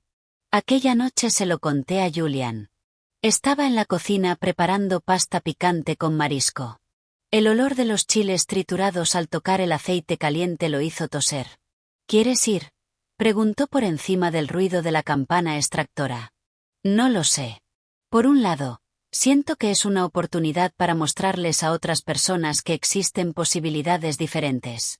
Pero, por otro, exponer mis heridas para que todos las vean me parece un poco vulgar. Apagó el fuego, inclinó la sartén y deslizó la pasta dentro de una fuente grande. Annie, vayas o no al programa, las heridas seguirán ahí. No lo harías para satisfacer la curiosidad morbosa de nadie. Lo harías para expresarte. Si algún día eres capaz de hablar abiertamente de todo aquello, no será porque hayas perdonado a nadie, sino porque ya no te importa. Tomé el tenedor que me tendió y probé un bocado. Estaba picante, aromático y perfectamente tierno. ¿Cómo sabes hacer de todo? Porque he vivido solo en París durante 16 años. Respondió con una sonrisa mientras se sentaba y se servía un vaso de agua. Saber cocinar es una habilidad básica de supervivencia. Al final acepté. La grabación quedó programada para finales de abril en Nueva York. Me venía bien, porque tenía allí algunos asuntos personales que atender. Todavía quedaban algunos cabos sueltos del acuerdo de divorcio relacionados con transferencias de bienes, y Mark llevaba tiempo insistiendo en que los resolviera. Además, mi madre me había llamado varias veces para decirme que la salud de mi padre no era buena y que quería verme. La última vez que estuve en Estados Unidos era la señora Harrison. Esta vez era Annalise Sue. El día que partí, Julian me llevó al aeropuerto.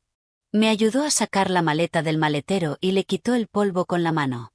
¿Qué temperatura hace ahora en Nueva York?, preguntó. Probablemente entre 16 y 21 grados. Allí la primavera es más cálida que en París. Permaneció junto al coche, con las manos en los bolsillos y una actitud relajada. Sin embargo, noté que tenía los hombros un poco tensos. Escríbeme cuando llegues. Cuéntame también si la grabación sale bien. Y, si te encuentras con algún problema que no puedas resolver, llámame. Julian, dije, mirándolo mientras sujetaba la maleta. ¿Por qué estás tan nervioso? Se quedó quieto un instante y sonrió. No estoy nervioso. Cuando te pones nervioso, la ceja derecha se te levanta un poco. Ni siquiera te das cuenta. Se tocó la ceja de forma inconsciente, con una expresión ligeramente avergonzada. No pude evitar reírme. Le hice un gesto con la mano, me di la vuelta y caminé hacia la entrada de la terminal. Después de avanzar unos pasos, oí su voz detrás de mí. Annie. Me giré. Estaba junto al coche, bañado por el sol primaveral de París, que proyectaba una sombra alargada detrás de él. Vuelve pronto. De acuerdo. Después del despegue, me apoyé contra la ventanilla y observé cómo París se hacía cada vez más pequeño hasta convertirse en una silueta borrosa de tono gris azulado. En unas 12 horas aterrizaría en Nueva York. Regresaría a la ciudad que contenía 11 años de mi matrimonio para enfrentarme a las personas y asuntos que todavía no había resuelto. Mentiría si dijera que no estaba nerviosa. Sin embargo, era diferente de cuando me había marchado meses atrás. Entonces estaba huyendo. Ahora regresaba. La primavera en Nueva York era seca y ventosa, con pelusas de álamo volando por todas partes como nieve y haciéndome cosquillas en el rostro. Me alojé en un hotel del Upper East Side, no muy lejos del bufete de Mark. Al día siguiente fui a verlo. Su despacho seguía igual que siempre, lleno de montones de expedientes y documentos, con una taza de café instantáneo a medio beber eternamente abandonada sobre la mesa. Has adelgazado, pero tienes mucho mejor aspecto, concluyó Mark después de observarme de arriba abajo. París te sienta bien. El pan de París me sienta bien, respondí mientras me sentaba en el sofá. Entonces, ¿qué documentos quedan? Mark sacó una carpeta de cartulina de un cajón y extendió los papeles sobre la mesa. Harrison y tú sois copropietarios de una vivienda, aquel apartamento de unos 186 metros cuadrados en el distrito Flatiron. Estaba a nombre de ambos. No lo reclamaste en el acuerdo de divorcio, pero necesitamos que firmes un documento notarial en el que renuncies a tus derechos sobre él. Además, debes dejar formalmente tu puesto en el Consejo de Administración de Harrison Jewels. El registro mercantil necesita tu firma para realizar el cambio. ¿Eso es todo? Eso es todo. Una vez que firmes, tú y la familia Harrison no tendréis ningún vínculo legal. Tomé el bolígrafo de Mark, revisé rápidamente los documentos y firmé mi nombre con trazos rápidos y decididos. Mark me observó con vacilación. Si quieres decir algo, dilo. Harrison ha venido mucho últimamente, explicó Mark mientras se recostaba en la silla y cruzaba las manos sobre el abdomen. A veces por asuntos de trabajo y otras simplemente para quedarse sentado. Ha adelgazado muchísimo y tiene un aspecto demacrado. El gemelo menor de Sofía, incluso después de salir de la unidad de cuidados intensivos neonatals, sigue teniendo todo tipo de problemas. Retrasos en el desarrollo, un sistema inmunitario débil, entradas y salidas constantes del hospital. El mayor está mejor, pero Cynthia apenas le presta atención y dice que Sofía está exagerando. La relación entre Cynthia y Sofía es completamente tóxica. Deslicé los documentos firmados hacia él y bebí un sorbo de café. Mark, ¿me cuentas esto para que sienta lástima por él? No. Mark suspiró. Solo pienso. ¿Cómo puedo explicarlo? Cuando una persona toma una decisión equivocada, a veces el precio resulta mucho más alto de lo que jamás habría imaginado. Todos deben pagar el precio de sus decisiones, dije, dejando la taza. Harrison eligió callar. Eligió huir. Eligió fingir que no veía nada cuando su madre me maltrataba. El precio de esas decisiones no apareció hoy. Lo único que ocurre es que hoy por fin ha empezado a sentirlo. Mark permaneció en silencio un momento y después asintió. Sacó un sobre de otro cajón. Sofía me pidió que te entregara esto. Dijo que se avergüenza demasiado para ponerse en contacto contigo directamente, pero que tiene algunas cosas que quiere decirte. Tomé el sobre, no lo abrí de inmediato y lo guardé en el bolso. Cuando salí del bufete, el sol de Nueva York ya empezaba a ponerse. Paré un taxi y fui a casa de mi madre, un pequeño apartamento de 2 dormitorios en Queens. No era grande, pero estaba limpio y ordenado. En el balcón crecía una hilera de plantas suculentas y sobre el alféizar se secaban varios pares de zapatillas de tela. Cuando toqué el timbre, oí una ráfaga de pasos en el interior y la puerta se abrió de golpe. Annie. Mi madre estaba en la entrada, todavía con un delantal atado a la cintura y una cuchara de madera en la mano. Tenía el cabello mucho más canoso y las arrugas del rostro más profundas que la última vez que la había visto, pero sus ojos brillaban y se humedecieron en cuanto me vio. Mamá. Alargué los brazos y la abracé. La nariz se me llenó de su aroma familiar, una mezcla de jabón para platos, cebolleta y un leve rastro de crema para la artritis. Mi padre estaba sentado en una silla de ruedas en el salón. Al verme, levantó una mano temblorosa. Me acerqué y la tomé. Era delgada y huesuda, pero su fuerza seguía intacta y apretó mis dedos con firmeza. ¿Has vuelto? Bien, dijo.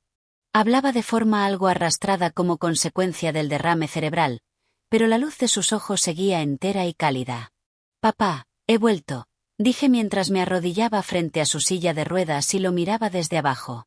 Siento no haber regresado antes. Negó con la cabeza y me acarició torpemente el pelo con la otra mano, igual que cuando era niña.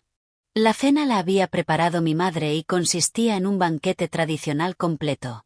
Nos sentamos alrededor de la pequeña mesa del comedor, con la televisión encendida y las noticias de fondo. En realidad, nadie las estaba viendo. Solo servían para llenar el silencio.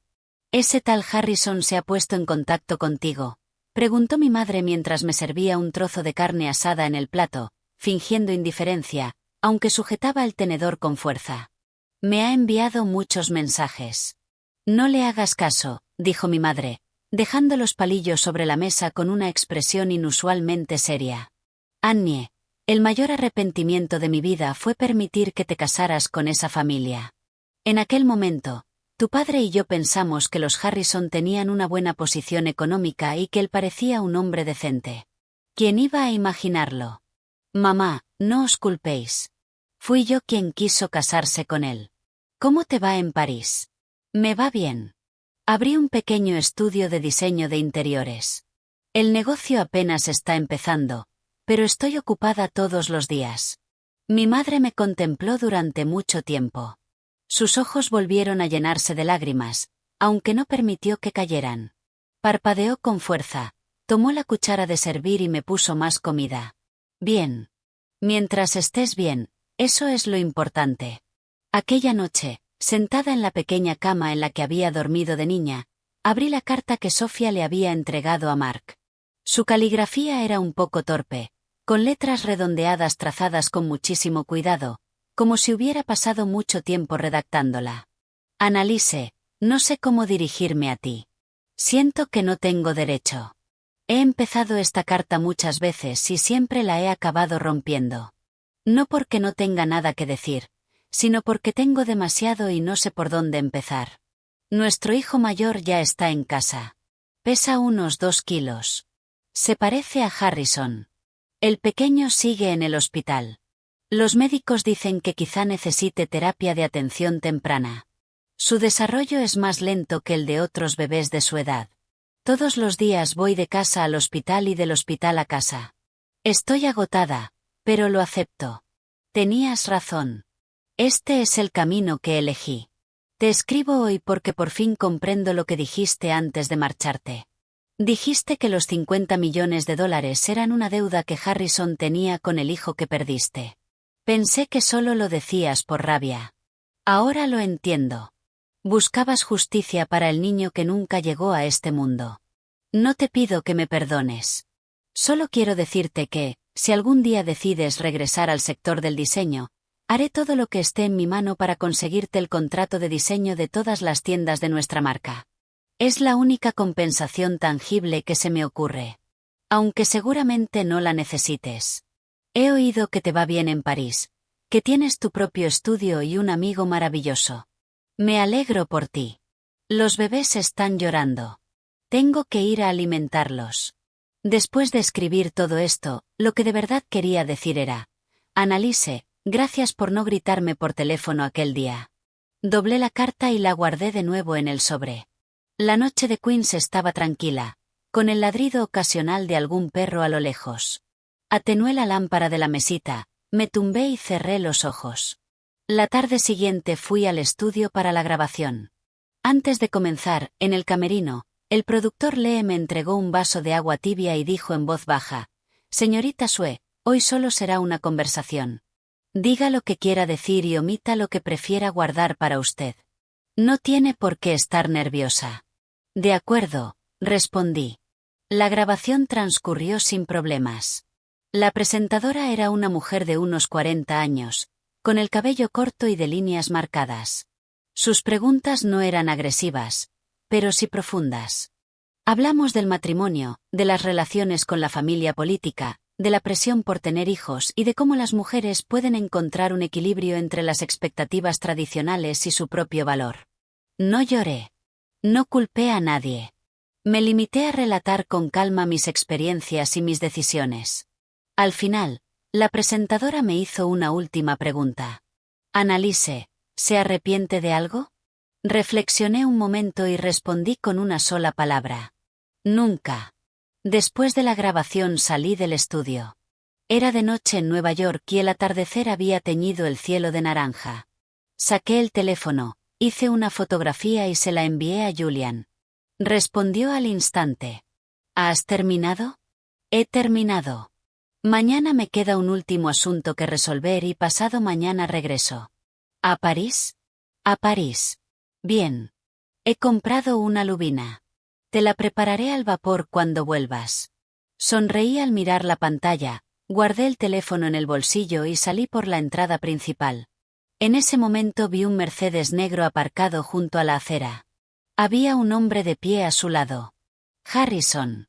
Estaba mucho más delgado, con las mejillas hundidas y los pómulos muy marcados. El traje que antes le quedaba perfectamente ahora colgaba holgado sobre sus hombros. En cuanto me vio, se quedó inmóvil.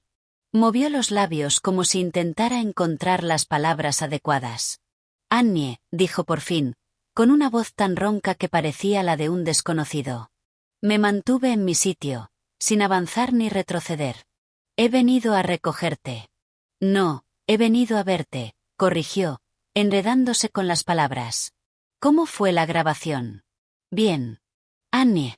«Harrison», lo interrumpí con calma. «No he venido para ajustar cuentas, pero en el fondo sabes que no llegamos hasta aquí de un día para otro». Bajó la mirada. Tenía los brazos caídos a los lados y los hombros hundidos. Parecía que le hubieran sacado todo el aire del cuerpo. «Lo sé. Todo fue culpa mía». «No fue culpa de nadie», respondí. «Simplemente no éramos adecuados el uno para el otro. Esa es la conclusión a la que llegué durante mi estancia en París. No sería justo echarte toda la culpa a ti, ni objetivo echármela toda a mí. El problema entre nosotros no consistía en quién tenía razón o quién estaba equivocado. El problema era que nuestras expectativas sobre el matrimonio y lo que estábamos dispuestos a tolerar eran fundamentalmente incompatibles. Tú necesitabas una esposa capaz de integrarse por completo en el sistema de la familia Harrison. Y yo no podía renunciar por completo a mí misma». Permaneció allí con los ojos llenos de lágrimas, pero al final no dijo nada. «He leído la carta de Sofía», añadí. «Vuelve y dile que no puedo ayudar demasiado con los niños, pero he tomado nota de su propuesta sobre el diseño de las tiendas. Cuando de verdad esté en condiciones de tomar esa decisión, puede ponerse en contacto conmigo». Paré un taxi, subí y le di al conductor la dirección de mi hotel. Mientras el coche se alejaba, vi a Harrison en el retrovisor, todavía de pie junto a la carretera. Su figura fue haciéndose cada vez más pequeña hasta que la noche se la tragó. Volví la cabeza hacia adelante y no miré atrás. El día que regresé a París, las pelusas de Álamo seguían flotando por Nueva York. Mi madre fue a despedirme al aeropuerto y sostuvo mi mano sin querer soltarla. Tenía los ojos rojos, aunque contenía las lágrimas. «Cuídate. No te acuestes demasiado tarde», dijo mientras me arreglaba el cuello del abrigo. «Y a ese Julian, la próxima vez tráelo a casa para que lo conozca». «Mamá, tú. No tienes que explicarme nada. Cuando te divorciaste, no me contaste ni una palabra. Si Mark no me lo hubiera explicado después, jamás habría sabido todo lo que sufriste». Las lágrimas de mi madre por fin cayeron. Se las secó de cualquier manera con la manga. «A partir de ahora, cuéntamelo todo. Ya soy mayor y quizá no pueda ayudarte mucho, pero todavía puedo escucharte». La abracé con fuerza y me dirigí hacia el control de seguridad. Después del despegue, levanté la persiana de la ventanilla. La silueta de Nueva York se fue haciendo pequeña bajo el avión. Los rascacielos, las autopistas y los ríos de tráfico se transformaron poco a poco en un mapa borroso antes de desaparecer tras las nubes. Abrí la galería del teléfono y encontré la fotografía que me había hecho con mis padres unos días antes. Los tres aparecíamos apretados en su pequeño salón. Mi padre, sentado en la silla de ruedas, sonreía con una mueca torcida, pero sinceramente feliz. Mi madre estaba a su lado, con una mano sobre mi hombro. En una esquina de la fotografía se veía la hilera de suculentas del balcón, verdes y llenas de vida. La puse como fondo de pantalla. Cuando el avión aterrizó en Charles de Gaulle, eran poco más de las 3 de la tarde en París. A finales de abril, la ciudad era una explosión de flores primaverales. El sol brillaba con tanta intensidad que parecía irreal después de la primavera brumosa de Nueva York. Empujé el carrito del equipaje fuera de la zona de llegadas e inmediatamente vi a Julian entre la multitud. Llevaba una chaqueta gris claro. No sostenía ningún cartel. Simplemente estaba allí, con las manos en los bolsillos y el cuello ligeramente estirado mientras examinaba a la gente. En cuanto me vio, su rostro se iluminó. No era una sonrisa forzada, sino una alegría genuina e incontenible. «Bienvenida, Annie», dijo mientras se acercaba y tomaba el carrito con naturalidad. «¿Cuánto duró el vuelo?» 10 horas y media. Había alguien roncando y no pude dormir nada. «Entonces esta noche tendrás que descansar. Te traje café, un americano caliente. Recordé que es el único que bebes». Bajé la mirada y sonreí. Cuando el coche salió del aeropuerto, el mes de abril y París se desplegaron al otro lado de la ventanilla. Las hojas de los castaños eran de un verde tierno. Las terrazas de las cafeterías estaban llenas de personas con ropa de primavera, bebiendo café, conversando y disfrutando del sol. La luz que se reflejaba en el Sena era tan intensa que me hizo entrecerrar los ojos. «Mi madre dijo que la próxima vez debería llevarte a casa», comenté, girando la cabeza desde el asiento del copiloto. Los dedos de Julian tamborilearon suavemente sobre el volante. «¿Tu madre sabe de mí?» «Mark tiene la boca muy grande». «¿Y tú qué le dijiste?» «Que, por ahora, solo eres un amigo». Guardó silencio durante 2 segundos. Después, una sonrisa que no pudo contener se extendió por su rostro. «Entonces todavía hay margen para progresar». Sonreí sin responder y volví la mirada hacia la ventanilla. Al pasar junto a la Torre Eiffel, el sol la hacía brillar como plata. Los campos de Marte estaban llenos de turistas haciendo fotografías. Algunos celebraban picnics sobre el césped. Alguien estaba pidiendo matrimonio bajo la torre, arrodillado con una cajita para el anillo en la mano. La multitud aplaudía y vitoreaba. Cada día, aquella ciudad era testigo de incontables clases de historias de amor. Y yo, después de una guerra matrimonial larga y agotadora, por fin podía sentarme en ella serena, entera y digna, sin depender de nadie, sin deberle nada a nadie, siendo simplemente yo misma. Aquella noche cocinó Julian. Sirvió una lubina al vapor sobre la pequeña mesa del comedor, todavía humeante. «¿Por qué siempre preparas lubina?», pregunté mientras cortaba un trozo con el tenedor. «Porque te gusta. Y tiene pocas espinas, así que no se te quedará ninguna clavada en la garganta». ¿Cómo sabes que me dan miedo las espinas? Durante la cena del segundo año del departamento de arquitectura se te clavó una. Intentaste tragarte trozos de pan seco, pero no funcionó. Al final tuviste que ir al hospital para que te la sacaran. Yo estaba allí. Lo dijo sin levantar la mirada, concentrado en quitarle las espinas a un trozo de pescado para mí. Me quedé atónita. Eso ocurrió hace 16 años. 16 años, respondió mientras dejaba el pescado limpio en mi plato. Como ves, tengo buena memoria. Puedo recordar durante toda una vida a quienes me han hecho daño. Y las cosas relacionadas con las personas que me gustan puedo recordarlas durante 2 vidas. Bajé la cabeza y comí el trozo de pescado. No tenía espinas, estaba tierno y se deshacía en la boca. Julian, dije, dejando el tenedor. Sí. Dame algo de tiempo. No te estoy rechazando. Solo necesito poner en orden mi propia vida primero. El estudio acaba de empezar. Tengo 3 proyectos entre manos. Necesito confirmar antes que soy una persona completa e independiente, no alguien que huye del lado de un hombre para refugiarse junto a otro. Me miró y una luz brilló silenciosamente en sus ojos. ¿Cuánto tiempo? ¿Qué? Has dicho que te dé tiempo. ¿Cuánto? No lo sé. Quizás 6 meses. Quizá 1 año. De acuerdo, respondió sin vacilar. Entonces esperaré 6 meses. Si no son suficientes, esperaré 1 año. Si 1 año tampoco basta, 2. Ya he esperado 16 años. ¿Qué importa 1 o 2 más? Después de decirlo, siguió quitando espinas al pescado, con una expresión tan despreocupada como si no acabara de pronunciar algo trascendental. Aquel rincón de mi corazón que sentía presionado por algo se liberó de repente. No se derrumbó. Por fin alguien lo sostuvo con suavidad y cuidado. Después de cenar caminamos junto al Sena. La noche primaveral de París era fresca y agradable. Al otro lado del río, Notre Dame estaba iluminada con una cálida luz amarilla. Las lonas protectoras de los andamios se mecían suavemente con la brisa nocturna. La restauración continuaba, pero la silueta de la aguja ya empezaba a tomar forma. Julian, dije, deteniéndome junto al río mientras miraba la otra orilla. Si una catedral incendiada puede reconstruirse, ¿una persona también puede empezar de nuevo? Se quedó a mi lado, contemplando el mismo paisaje. Por supuesto, respondió, volviéndose hacia mí con una seriedad en los ojos propia de quien estudia un plano. Y tú ni siquiera te estás reconstruyendo. Nunca quedaste reducida a cenizas. Solo estabas cubierta de polvo. Basta con limpiarlo para descubrir que la luz que llevas dentro sigue siendo la misma. El viento sopló y me desordenó el cabello. Julian levantó la mano y colocó un mechón detrás de mi oreja. Sus dedos rozaron mi piel.